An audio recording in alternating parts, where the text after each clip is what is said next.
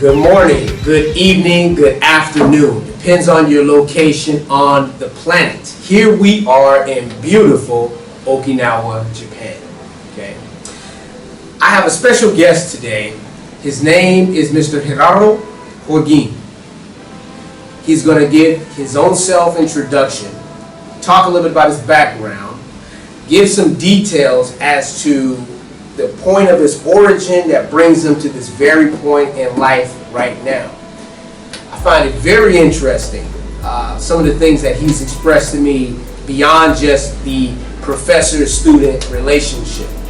He's actually even helped me out with some investing. Gave me some investing ideas, and that's just one of the beautiful things when you got a good relationship with your students, you can do these things, okay? Before we move on, I definitely want to say, take time out, everybody, like the channel, definitely subscribe to the channel. Equally as well, as you watch this video, as you watch other videos, leave some comments. We want to hear it. We want to hear from you. Your opinion is valuable. Your opinion is going to make us even better, okay? Jumping right in. Gerardo, how are you? Good, Doctor. How are you? I'm good. I'm very good. Good. Thank you for having me. You're most welcome. And as I mentioned with Gerardo, please jump in. Talk a little bit about your background first off, where you're from, talk a little bit about your family, some of those childhood things that you thought about in terms of the life direction that you had and where you are today. So go right on in. Thank you, Doctor. Yeah, I just, like I was telling Dr. Brown, I am from Garden City, Kansas. Grew up in, was born in Colorado, grew up in Kansas. From very, very humble beginnings. Not a lot of money, not always a lot of food, but we got by and we were happy. Went to high school, got in a little trouble like all high schoolers do, kids. Made my way out and joined the military. I figured that I needed structure, I needed organization, and I needed someone to tell me how to do things. How to be productive and to be moving forward instead of backwards. And I always felt that way, and I still feel that way, that you always got to move forward. Then, once I EAS from the military, I started to go to school in San Diego City College. Loved every minute of it, loved to eat, loved San Diego. It was a good time. And then my wife got orders here to Okinawa, Japan, where we have two sons, both 2 and 3. And they're just, as bad as ever. But, yeah. Gerardo, so we're going to backtrack a little bit, okay? When you mentioned that in high school you got into some trouble, just like all kids do, what does that mean for you? Tell us, what does that mean? I think that as most of us, and some of us, not everyone, but I think that as young kids, you get in trouble, or you get into the system somehow, that they halt, they quiver, and they cuddle up into the fetal position. It's like that they feel like there's no moving forward from it. And I want everyone, especially in your broadcast, but everyone to know that there's always a way out, to always move forward, to push. Can you tell us then specifically what that might have been for you? Right, okay, so I got maybe 4 or 5 MICs, which are minors in consumption, underage drinking. And then driving while suspended, maybe 3 or 4 times. So over and over and over again, I made mistakes. Mistakes that I failed to learn from, and that I didn't take as serious until it became time to get serious. What did that stem from? You're mentioning that you're drinking at an early age, right? Yes. Where did that place come from? I think that the lack of parental guidance. I think that my mom was working very, very long hours, multiple jobs. From a single parent house, it's very, very difficult for one parent to focus on trying to bring the money in and take care of their kids. It's very difficult. It's very difficult. And so we had a lot of freedom. And a lot of freedom for a 14-year-old, 15-year-old is not good. It's not good. It wasn't good for me. It wasn't good for my mom. So I think, not that my mom didn't do a great job raising me, because she did. She did an excellent job. She did the best she could. But for me, it was having that freedom. Oh, well, I have time. I have time to go do this. It shouldn't have been that way. I should have been more responsible. I should have take into account of my actions and not put myself in those situations. Obviously, he's reflecting from the point of view of where he is today as an adult, as a family man himself. Kids see things very different, especially at that time. You're talking about high school, right? So you're a mature individual now. You have a family yourself, you have a wife, he has kids. So definitely his perspective is different. So going back a little bit then to that high school perspective that you had, did you see yourself, where did you envision yourself, how old are you now? I'm 26. From 16 to 26, that's basically 10 years. Where did you see yourself from a 16-year-old, where did you see yourself being at 26 years old? Well, at 16, doctor, I had thought that I was going to go to the local meat packing plant and do everything that everyone else in that town was doing at Tyson Packing. So I thought I had no vision, I had no drive. I didn't know what I was going to do past Friday night. And even then, I probably didn't even know anything before that. I don't think the 16-year-old Gerardo would have ever envisioned where I'm at now, with the type of mentality and the drive, the motivation that I have now as a 26-year-old compared to when I was 16. Okay. And obviously there was a lot of life experience that got you to this point. Yes, sir. Okay. So here you are now. We're in Okinawa, Japan. You did mention about your achieving your goal of getting your degree. Yes, sir. What degree are you going for? Let's start with that. What degree are you going for? Okay, so in San Diego, I got my associate's business admin, emphasis on entrepreneurship, and currently going into my undergrad for business admin. And then now, after near the end, now I'm only a few credits away. Plan to start my master's in the spring and have an emphasis in marketing. Okay, so achieve the undergraduate in business, going for the master's next. The fact that you mentioned you come from humble background, that means something different to everybody, okay? But in your case, you gave a brief description. So my question to you is, this education that you're going for now, are you the first in your family? Are you one of many in your family who has the undergraduate degree, who has a master's degree, possibly doctorate degree? Where do you fall on a family scale? I am at the very tippy top right now, Professor. My mom, I believe, graduated barely from South Omaha High School. My dad is a naturalized citizen with a 10th or 9th grade education from Mexico. So that is where the bar was set. My aunts and uncles, again, some didn't even finish high school. So I didn't really have a lot of push for education. I had to bring this upon myself. I had to push myself a lot of the ways. My mom was definitely a big part of that, encouraging me. She's like, keep going, never stop. She tells me, I'm sorry that I couldn't afford these resources for you, but she did. She got me to graduate high school and to motivate me to go to the military and become something for myself. Excellent. And as you mentioned, your mother was managing work, was managing children and life herself, right? But yet still pushing you to achieve and do more, even though she didn't. Okay. So what does this mean then? In terms of you saying, bam, I'm going to get my undergraduate degree soon. Next is going to be the master's. Personally, what does that mean? Do you think that you're kind of changing the game, changing the atmosphere in your family with your kids? What does that mean to you? Right. So for me personally, I feel like I'm setting the bar. I'm becoming someone that my kids, my grandchildren will want to emulate, someone who they strive to be. Man, to be able to sit down and hear my grandchildren say, Grandpa, I want to be just like you. I want to do the things that you did. I want to be able to be that person. For me, I never thought that I would, have the drive and the motivation to go keep pushing. But right now, where I'm at, I'm not going to be complacent. I am still motivated. I feel like someone and everyone needs to have a goal. It's either short term or long term. You gotta have goals. You gotta keep moving forward because life is definitely quick. It's really fast. Good. And you mentioned Mexico. ¿Qué parte? ¿Qué parte de Mexico? Chihuahua. Chihuahua. Ojinaga, Chihuahua. Okay. So, of course, I'm asking him in Spanish, what part of Mexico? He said Chihuahua. And have you been to Chihuahua? I have.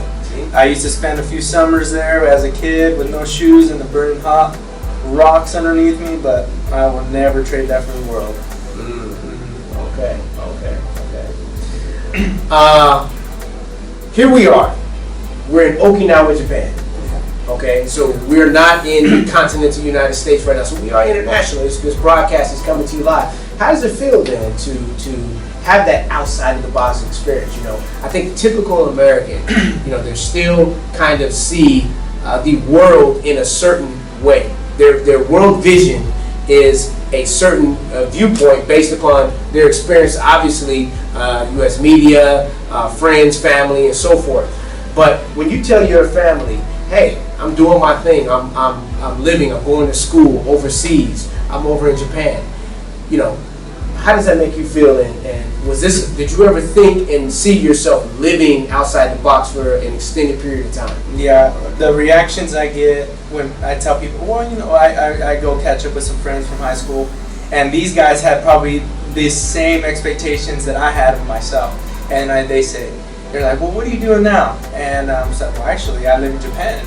And they're like, what? Like, the reaction is so, like, whoa, like, what do you mean? I thought you were going to say California or something else, So the reaction itself means a lot because that means that you are doing something different.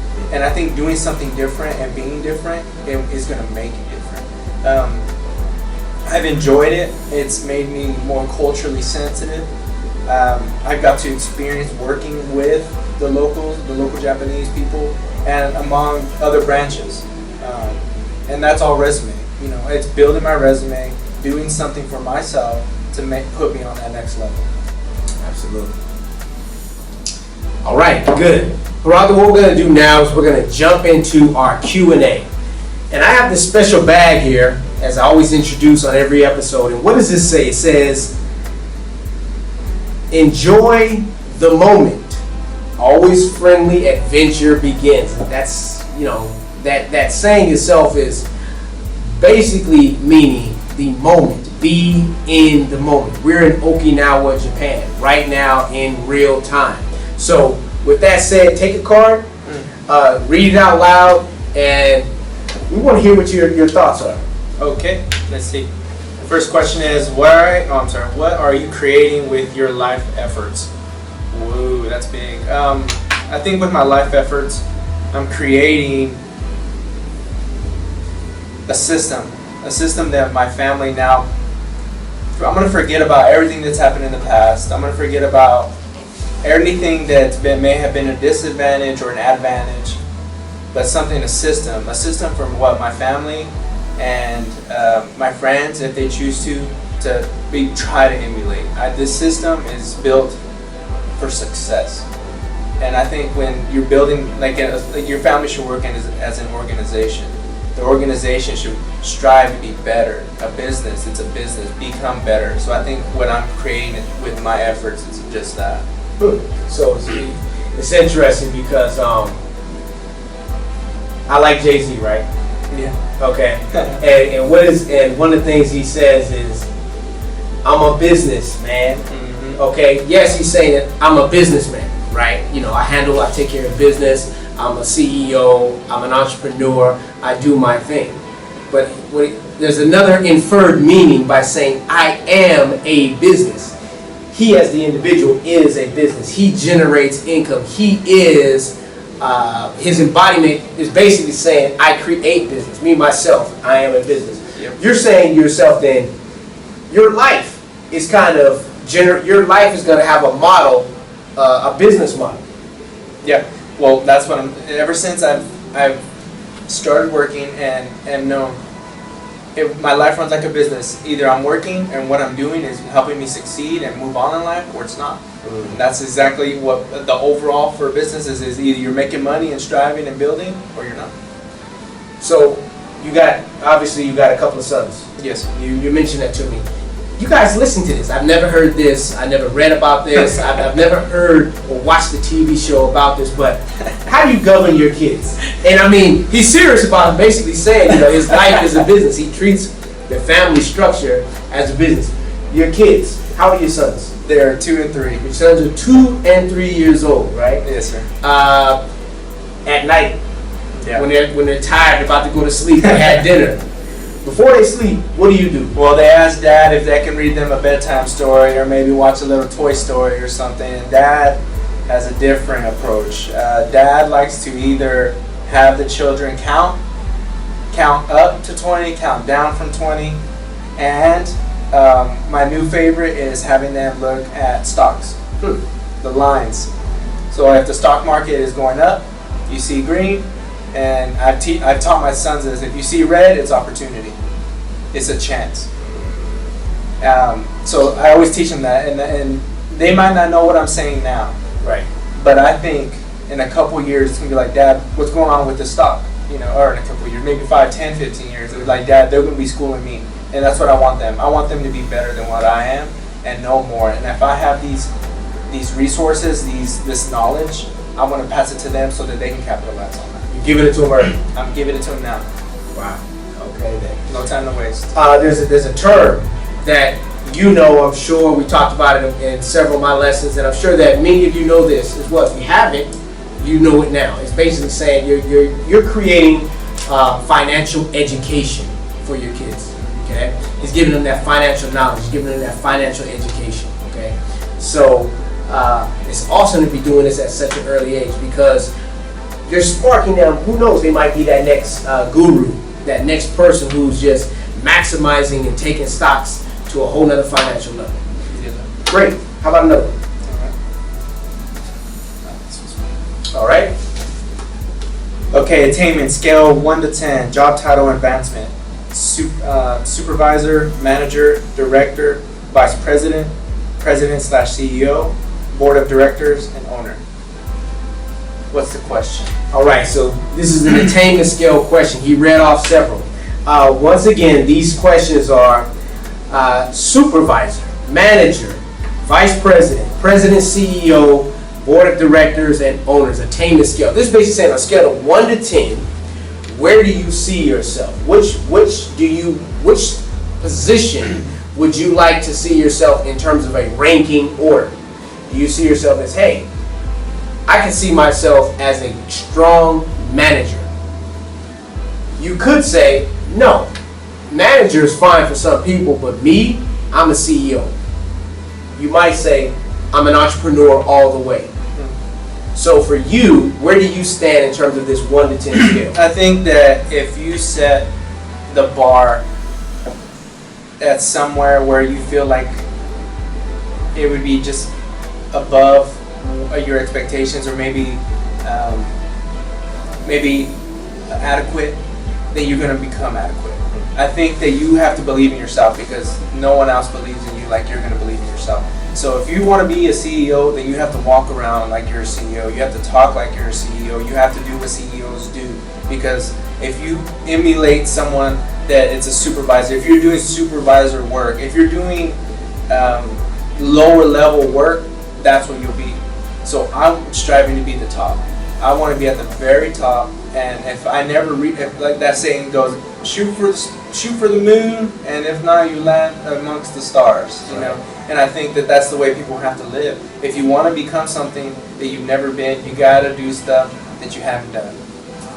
Okay. Now, do you have any entrepreneurial ideas?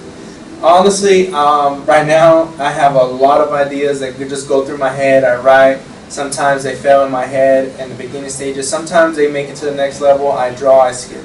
But the most important thing, I think, for entrepreneurs, and I didn't learn this in my education at all, I think it's showing up, doing it. You can't learn that. You have to show up. You have to go to work and put in the hours that are needed of you, not what the schedule says. And I think when you build a habit where you're not worried about the hours, you're not worried about the pay, but you're creating something that's yours, it has no hours. It has no 08 to 16:30. It has no hours. So I think when people get over that, then they're unstoppable. Great. Another. What is your current mission in life?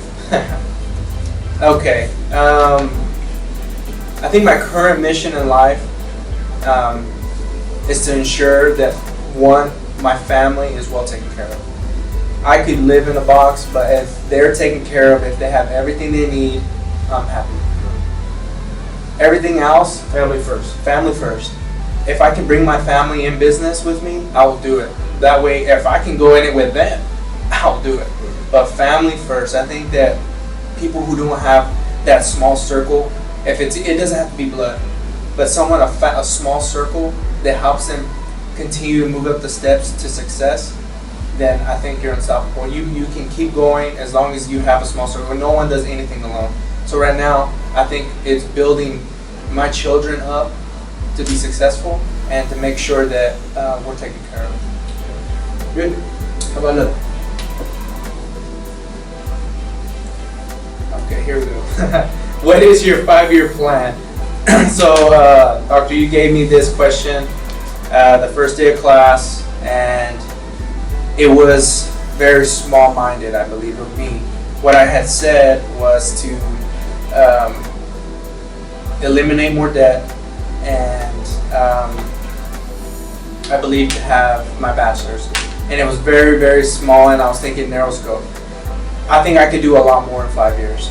I think 5 years is a lot of time where I can maybe finish my master's. When I had said, I'm just going to finish my undergrad, very narrow. I want to go to master's and hopefully the next level, doctorate level. And more so, more earnings in investments, more money in my savings account, more money in my children's 529 plans or college funds. Things like that is what I should have said. And like I said, sometimes we forget, and sometimes we forget our goals, where we want to be. And I think when you asked me that question, it kind of brought me back to my goals to make sure to achieve it. So, Gerardo, I want to jump in here and communicate on this specific point too, because the question as I ask you, as I ask all my students on day one, what's your 5-year plan? What's your 10-year plan? What's your 20-year plan, right? And it's designed to give you that kind of answer to say, hey, this is where I'm thinking right now. And it's hard to move beyond where you are. So he gave an answer that's where his mind was at.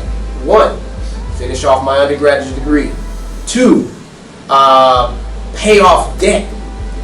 That's not a silly, that's not a low-level thinking answer.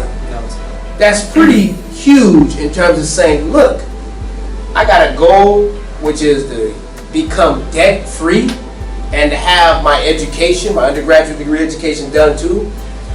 We live in a world and a society where debt related to education is the #1 debt for the United States currently right now amongst the people, right?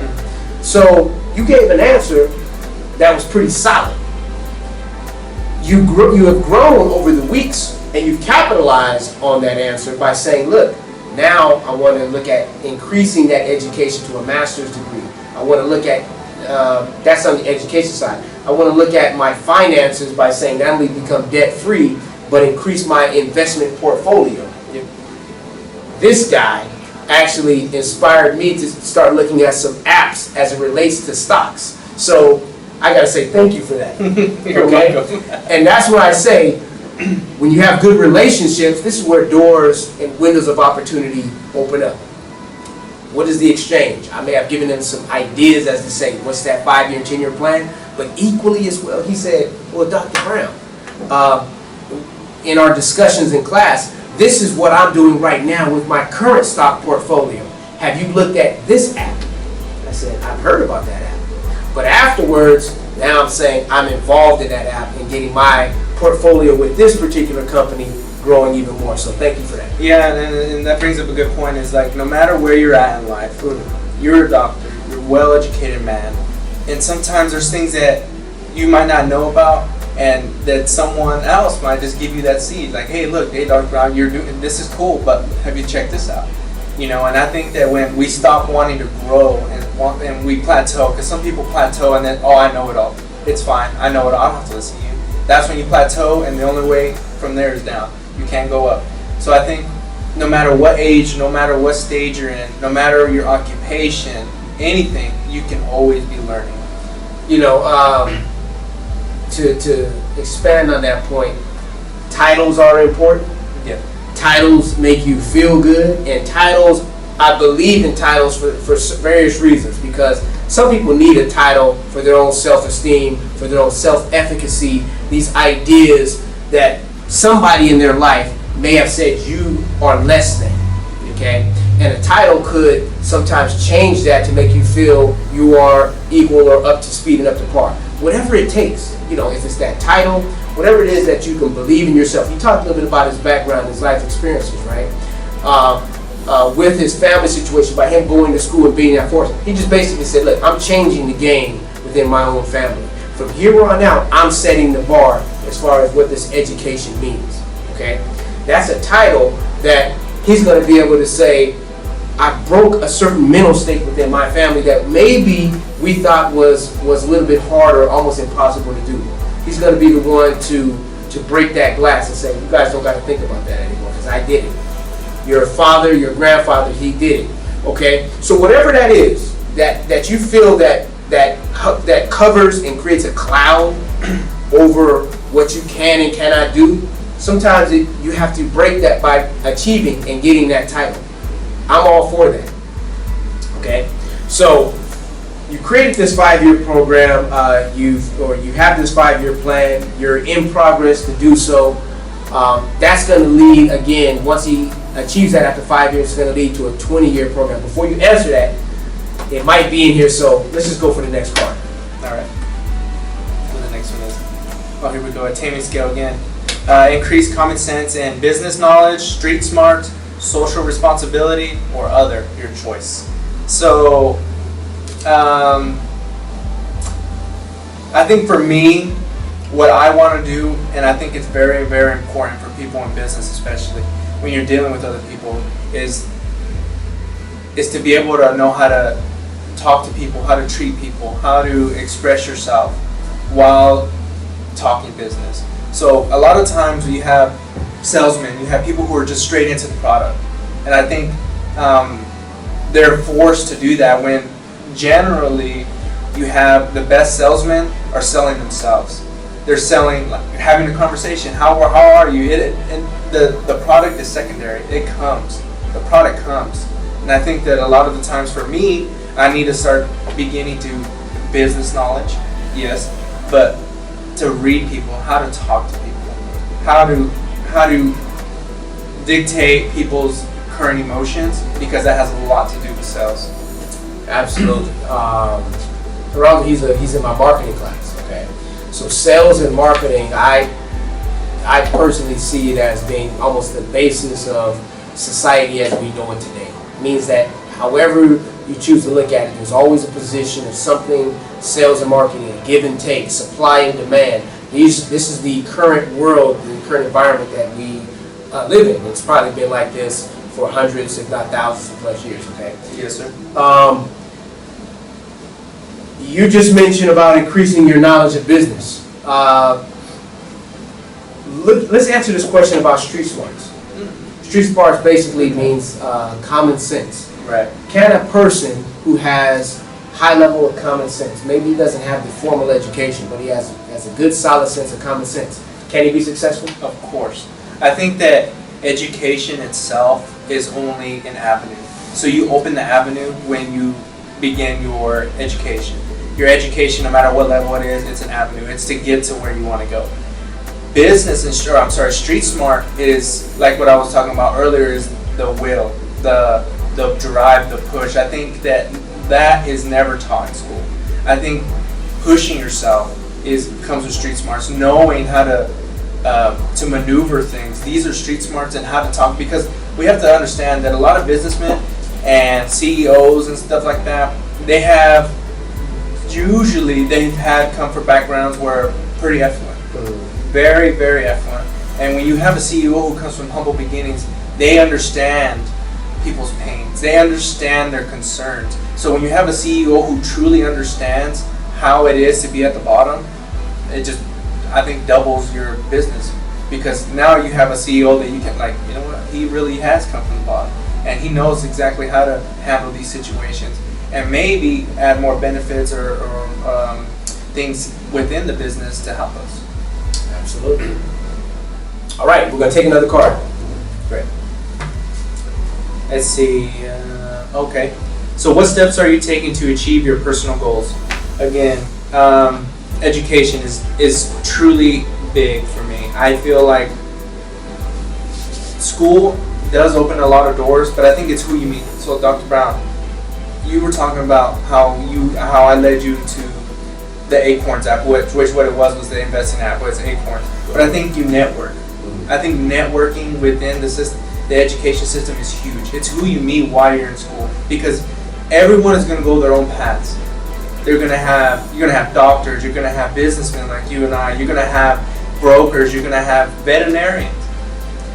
And when you meet these people in school, it's like, hey, you know what? I know somebody who's in this. I don't know much about it, but I know someone who does. And that's what I like is networking. And when I like trying to network, I try to remember names, I try to remember faces, and these are the things that will help me with my goals. My personal goals, like I said earlier, I'm not by myself, and I will never ever say I made it to the top alone, because I didn't. I have people like you guiding me. I have other people that I have met and to help me with these goals. And I think when I push out, it's just gonna blossom. Is it important to, there's a term that says lift as you climb. Is that important to you? I think so. I think that it's so true, because when you're going up, you have to work. You have to work. You have to work hard. And I think there could be more to that saying, because you have people climbing with you.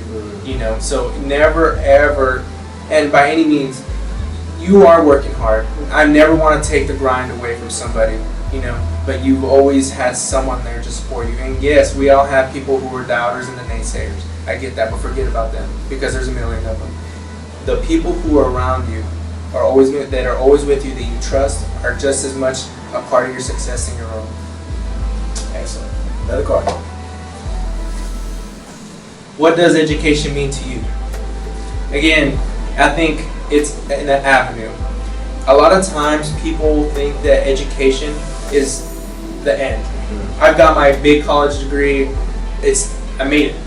And I don't believe that's the case. I think it opens more doors for you. It's an avenue, and it leads you to where you want to go. You still have to apply the things that you've learned. And I think if you've gone to college and you barely got by and you didn't really retain a lot, it's gonna show in your work ethic. It's gonna show in your next job. And school is only a door. It's only gonna open a few doors for you, but you have to be able to walk in that door and do something. So, right, basically the education is that tool to get you in the door. Yes. Or often education is that tool to kind of open up the door to get you recognized, right? It says that I have a certain discipline, I have the skill sets to read, to write, to possibly to speak well, because even in a formal education, it does require that you expand on what? Your vocabulary. Okay? So there's a lot of things that come along with that educational pathway. One of the key points, though, is once you got that tool, once you get this piece of paper, what do you do with it? That's the next major question, is how do you apply this education, this formal education that you have towards your success? Right, and Professor, honestly, I want to expand on this a little bit too, because people, when they hear education, they think formal school. They think, my class starts at this time or whatever. Education is educating yourself. So if you got to read about current events, if you have to read about what's in your field, just by reading it, you're educating yourself. I think inserting yourself in that field or in other fields and making yourself a whole, that you become a better, well-known, well-thought-out person. But there's knowledge everywhere. It's not just in these classrooms. And I think that people forget that. I think when they hear the word education, they're thinking, it's class or something like that. But that's not the case. You can learn from anybody and anywhere. We have a day in technology, an age of technology where you can pick up the phone and learn something new every day. And I think that everyone needs to be able to do that, is educate yourself. You don't have to open a textbook and pay thousands of dollars to get an education. Absolutely, absolutely. All right. Do you accept a probability that end result of your life will equal stress, sickness, and exhaustion? This is a yes or no question, okay? Yes or no question. No, I don't accept that probability. The probability is there, and it's not in my favor. As history has shown us, I am probably going to get old, I'm probably going to get sick, and I'm going to be tired. I get that. But I'm not going to accept that as the end result. I think my end result will be happiness. It will be freedom. It will be nothing on my shoulders weighing me down. That's what I feel. I feel like early on in my life, I had to deal with stress. I had to deal with sickness. I had to deal with exhaustion and hunger. I don't need to do it twice. I'll do it once. Did that make you better? Oh, it made me a whole lot better. I think being hungry teaches you not to take advantage of food. I think not having money teaches you the value of a dollar. And when you know the value of a dollar and what that dollar can do for you, you kind of hold on to that dollar. Okay. You want to hold on to it because you know how it feels not to have that dollar. But I will not live my life knowing that I may die old, sick, and tired. I'm going to live my life to the fullest and to, like I said, build that bar for my family so that they can have something to emulate or hopefully to exceed. You know, we had this conversation in class a couple of weeks ago, as a matter of fact.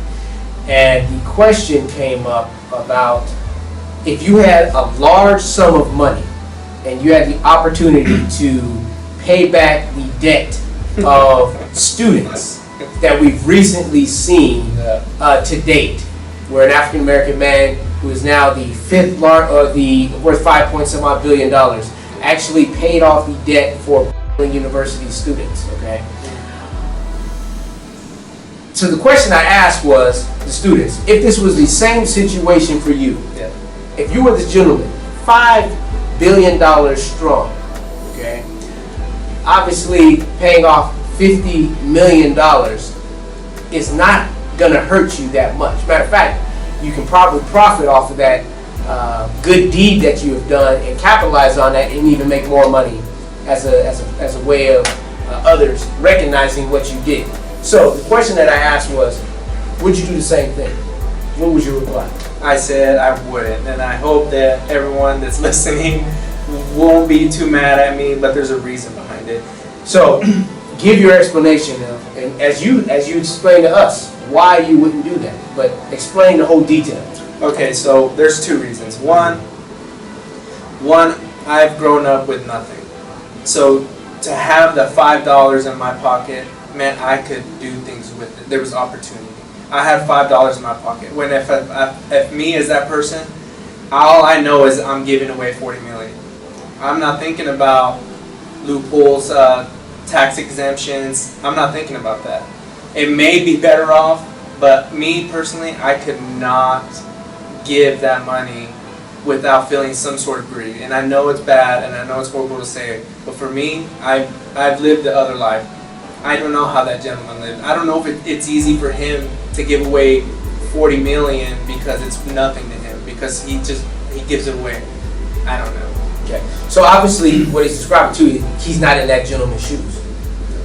He's not that $5 billion strong that to have, first of all, to graduate to that point of saying, I got $5 billion. And at that point, what does $50 million do? Would that really hurt me? Okay, managing the business, and obviously we know that this was not the first time that he's giving money away. So keep moving forward though, because you didn't answer the full part of what you gave.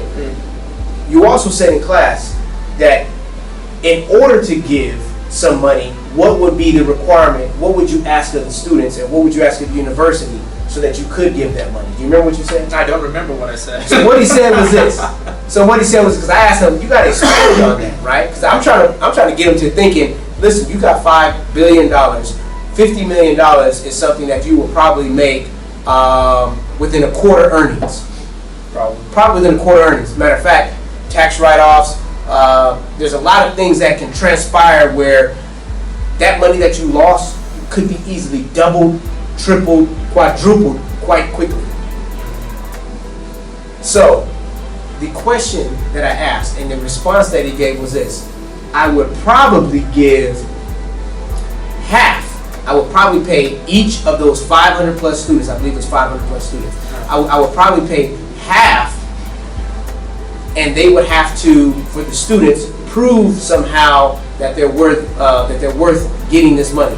I think you said possibly write essays or work somehow to show their efforts are worthy of getting that money. Do you remember that part? Right, yeah, so exactly. With me, it's hard to fathom someone being gracious enough to pay for my education. I had to work for that. There was a lot of sleepless nights. There was a lot of days that I wanted to quit, but I didn't.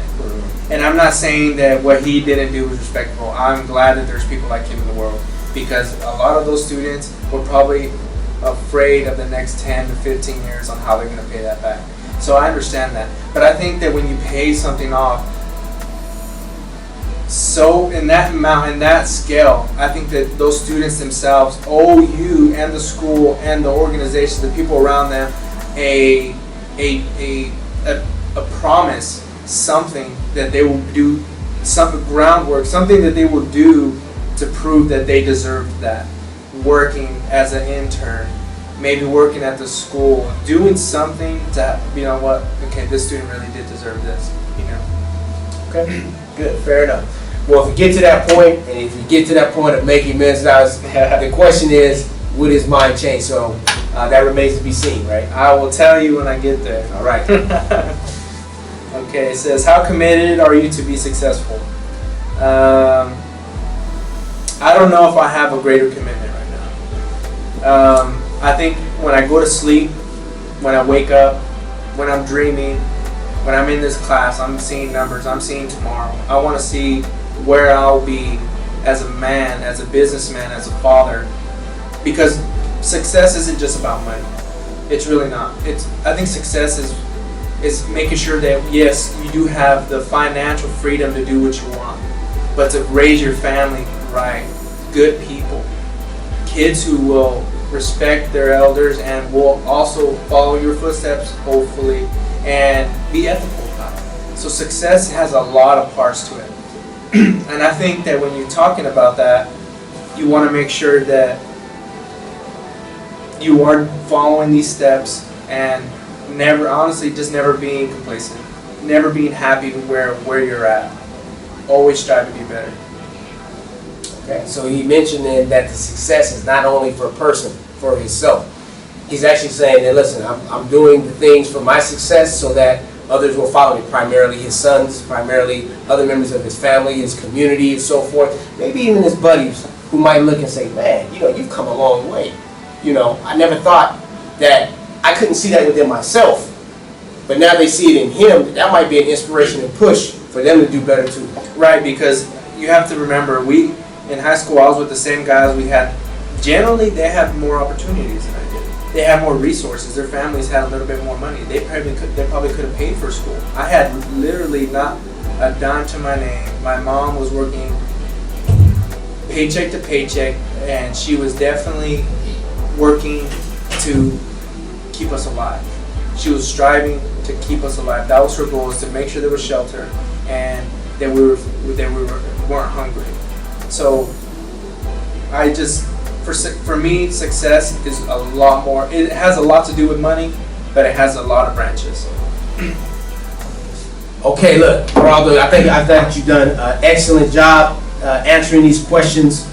You know, if there's something that you could leave everybody who's watching this, possibly a personal statement, maybe for family, something that you want to look back in your personal time clock and say, at this point in time, I made this statement, advancing myself 20 years from now when I look at this, or advancing myself 20 years from now, this is where I want my mind to be. What do you want to say for your final word? I think I need to credit a lot of my my drive, my push, and on how I treated people. So if I could leave anything with your classes, with your followers, is to treat people right. I think when you treat people right, respectful, you have aura. I believe in the aura, and I believe that your attitudes dictate what you're doing. So if your attitude is good, if you're treating people well, you're gonna succeed. So I think a lot of the times people are, especially successful, people who've already made it to the position, forget how they treat people, and that's why they either fall or stay where they're at. And I think when you're treating people well, when you're treating people the way that you want to be treated, how I want my children to be treated is how I treat people. I always think about that. It's like if someone treated my son badly, how angry would I be? Right. You know. And it's the same thing. Is the relationships that you're building and treating people well. How I see myself in 20 years, man, I think narrowing and setting one example for myself is limiting myself. I do not want to limit myself. I can't see where I'm going to be in 20 years because I have so many things in my head. I have so many options, so many things that I want to complete and to do. And I think that when you're saying, oh, I just want to do this, you know what? That's good. But I think you always need to push to do different things to maybe expand on what you want to do and expand. Never limit yourself. Here's my takeaway. As I listen and pretty much give an analysis of a background that says I was humble. Often the case, I saw a lot of doubt, possibly fear. I saw trouble, means that I thought that I would not make it to this point. I thought that possibly I would just end up in this meat factory. I never expected to reach this present state that I'm at now, that I've been transformed from a 5-year goal of just saying a degree and being debt-free was my expectation to now, he just mentioned, sky's the limit, right? Sky's the limit. Never stop growth. Never stop those wheels from turning to look at the future in a very optimistic way. But more importantly, take steps. Take steps to get there. And that's what he's doing. He's saying, I'm taking charge of my life. I'm taking charge because I got others looking at me. So Rob, I want to say thank you. I thought you did a great job. Thank you for hooking me up with the stocks. And we're going to keep this going. You guys, please like the channel. Gerardo, where can people find you? Give them a way to let them know how they can find you. If you want to follow me on my Instagram, it's at Jesus Loves G. Same thing with Facebook, Gerardo Holguin. Message me. I've always had a lot of people who've had questions about investing, saving, and small disclaimer, I am not a licensed broker. I am not anyone with anything that you don't know. But what I can tell you is that I can lead you in the right direction. Hey, perfect. We're signing off. Thank you guys. Definitely like the channel, and we'll see you soon. Peace.